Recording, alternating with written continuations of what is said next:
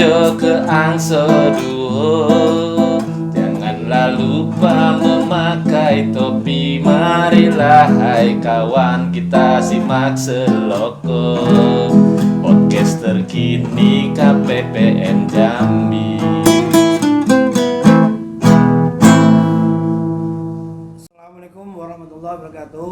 Waalaikumsalam. Selamat siang, mitra KPPN Jambi. Jumpa lagi kita dengan Seloko episode ketiga tentang pemberdayaan UMKM. Sebelumnya pada kegiatan Seloko episode 2 kita membicarakan terkait dengan pembiayaan ultramikro. Kali ini kita bekerja sama dengan lembaga penyalur dari PNM Mandiri dan debitur sebagai pelaku usaha dari ultramikro. Baik, kita mungkin langsung saja berkenalan dengan narasumber dari PNM. Silakan Pak Beni. Baik, makasih Pak Aris. Jadi kami dari PNM Permodalan Nasional Madani, Pak, lembaga pembiayaan milik pemerintah. Hari ini saya mewakili PNM cabang Jambi, berkesempatan hadir di kantor KPPN Jambi. Terima kasih Pak. Dan silakan Bu Ika. Assalamualaikum warahmatullahi wabarakatuh. Waalaikumsalam. Ika Aryani. Nama usaha saya Ratu Jamu. Tempat usaha saya di Jalan Bangun 1 RT 10. Terima kasih Bu Ika. Ini kebetulan Bu Ika ini juga memang mitra dari PNM untuk pembiayaan ultramikro. Baik, mungkin kami ingin menggali lebih dalam lagi Pak Beni. Kami menanyakan kira-kira karakteristik dan demografi dari debitur PNM cabang Jambi itu apa saja Pak? Baik Pak, jadi sekilas mungkin saya perkenalkan. Jadi PNM ini lembaga pembiayaan yang memang segmen kita adalah UMKM dan ultramikro, Pak. Untuk Provinsi Jambi sendiri saat ini kita ada total nasabah itu 2.664 nasabah, Pak. Yang keseluruhan adalah perempuan. Jadi demografinya itu saat ini nasabah PNM itu kalau di perdagangan memang masih mendominasi, ada lebih kurang sekitar 67%. Kemudian perkebunan, kemudian pertanian, pertaniannya sekitar 7%, kemudian perikanan, jasa yang memang masih rendah itu home industry masih 0,68%, Pak. Dan ini memang menjadi fokus kami sekarang untuk mendorong home industry ini semakin banyak gitu. Ya.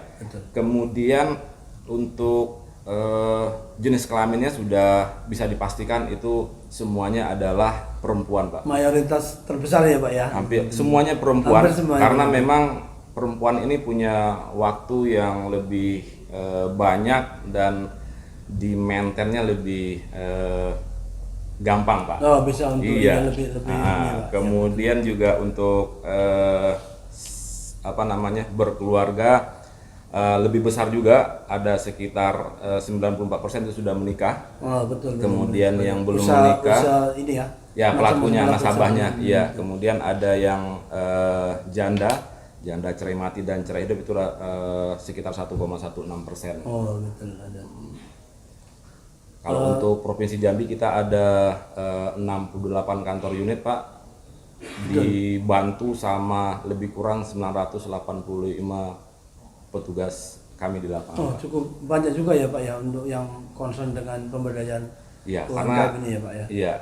Karena bukan cuman memberikan pinjaman kita, Pak, tapi Betul. pendampingannya. Pendampingan asistensinya. Iya. Baik, terima kasih Pak Beni. Kalau untuk Bu Ika, gimana dulu waktu pertamanya itu mengenal pembiayaan UMI itu bagaimana? Awalnya saat itu ya Pak ya, kayak mana ya, butuh modal lagi kan. Oh, iya. Kebetulan ada kawan ngajak kan, ada pinjaman kelompok, angsurannya ringan. Oh, per iya. minggu. Dari situlah ada kawan yang ngajak. Iya, betul. Berlanjut ke jenjang berikutnya, dari yang pinjaman kecil sekarang sudah angsurannya per bulan, dari yang betul, seminggu betul. sekali naik ke 2 minggu sekali, nah sekarang ke sebulan sekali. Dari tahun berapa Ibu mulai? Mulai 4 atau 5 tahun Berarti kemarin iya. sudah 17. nasabah lama Iya, termasuk iya, lah. Masuk awal ya. Iya, 2017, dari awal 2018 berdirinya. ya, betul. Ya Bu, terus untuk Pak Beni lagi nih, kalau untuk perannya PNM sendiri sebagai penyalur UMI itu ini dalam pemberdayaan itu bagaimana Pak?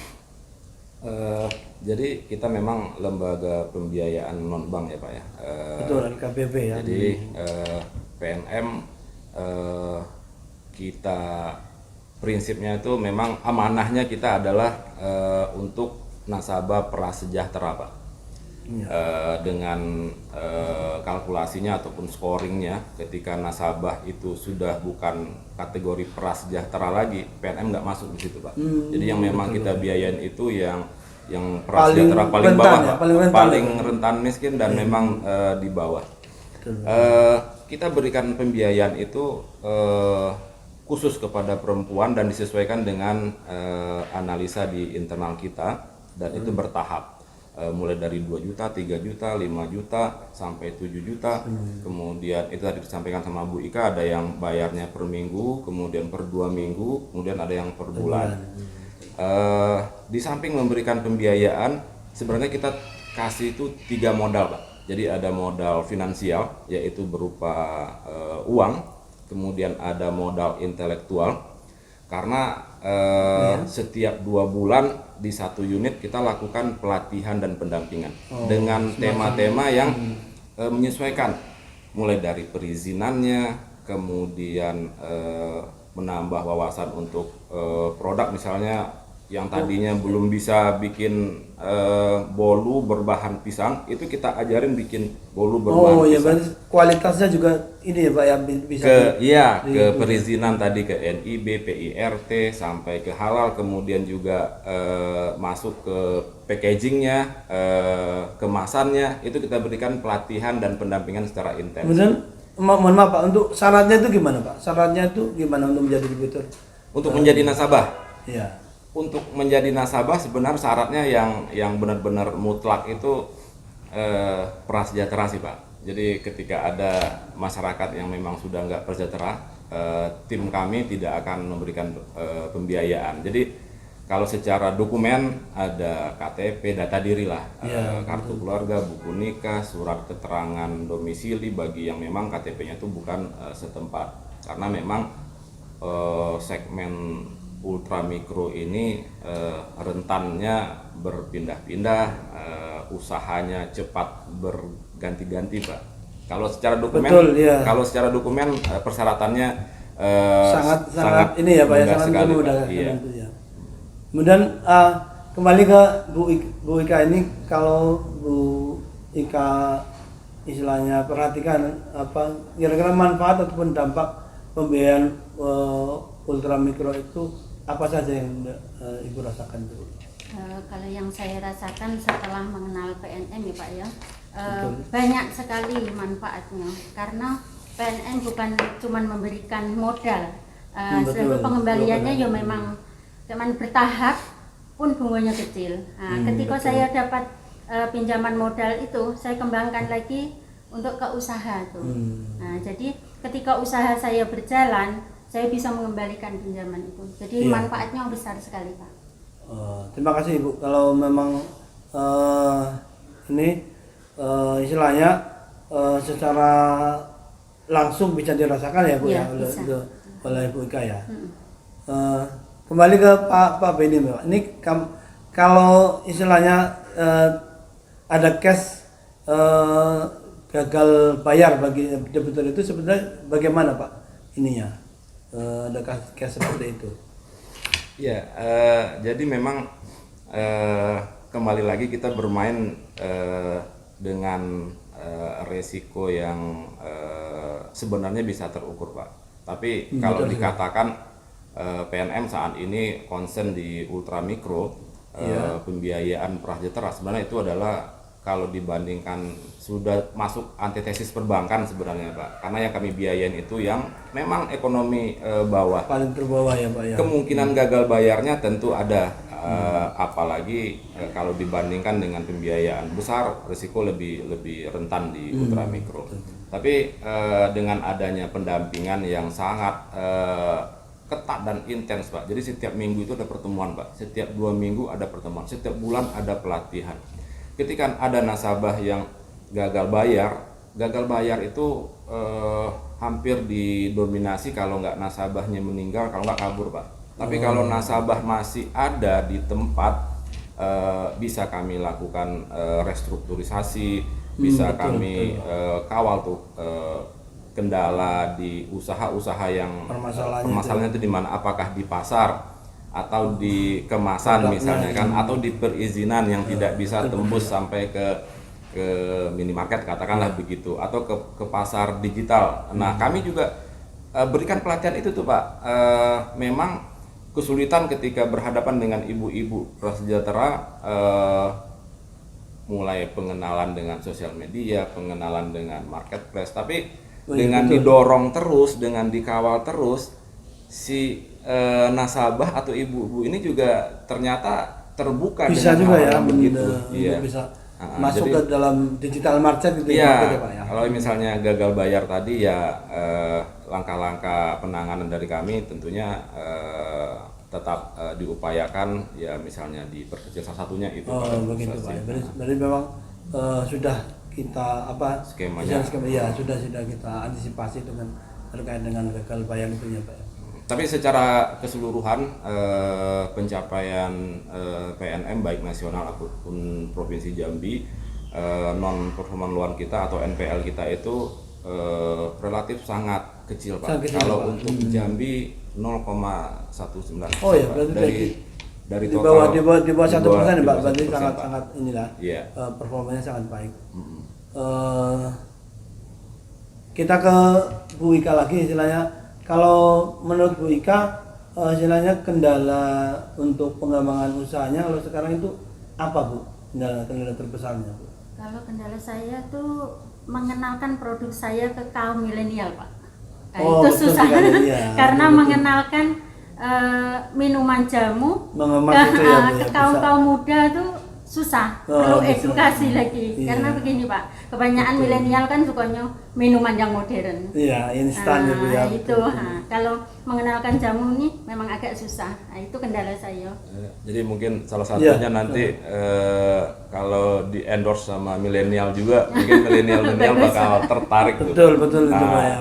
Memang istilahnya produk jamu itu kan herbal ya, Iya, dan memang tradisional. istilahnya itu kayak istilah warisan dari nenek moyang kita ya, istilahnya lokal wisdomnya nenek moyang kita. Tapi saya pribadi termasuk penggemar jamu tradisional Bu. Jadi mungkin perlu sedikit ini ya Pak ya untuk kemasan.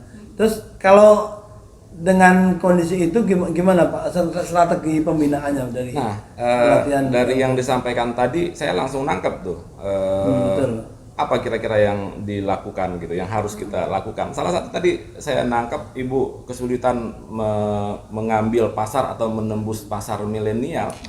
Saya langsung kepikiran, coba itu di endorse sama milenial gitu. Nah, bisa nggak PNM sekonkret itu? Ya memang prinsipnya PNM memang berkelanjutan Pak. Sustainability-nya berjalan gitu, mulai dari pembiayaan plafon yang diberikan juga berkelanjutan, pendampingannya pun berkelanjutan. Sampai dikawal itu ya. Iya, mulai dari kemasan yang plastik sederhana, pakai lilin, kemudian sudah bisa begini, harus bisa full color begini Pak, ini mohon maaf kalau sampai sekarang mungkin di Jambi belum tersedia Pak yang begini. Rata-rata pelaku UMKM di Jambi ini sekarang pesannya ke luar Jambi nih Pak, ke Jakarta ataupun ke Surabaya. Mulai dari kemasan, packagingnya, perizinannya, pemasarannya, ya termasuk salah satu strategi marketing yang bisa kita pakai nanti di media sosial dengan endorse selegram yang milenial tuh, yang bisa menjangkau pasarnya milenial tadi yang dimaksud. Betul sekali ya, memang kita memang perlu mengakselerasi ya. Harus kreatif ya Pak ya. Iya. Keinginan ataupun istilahnya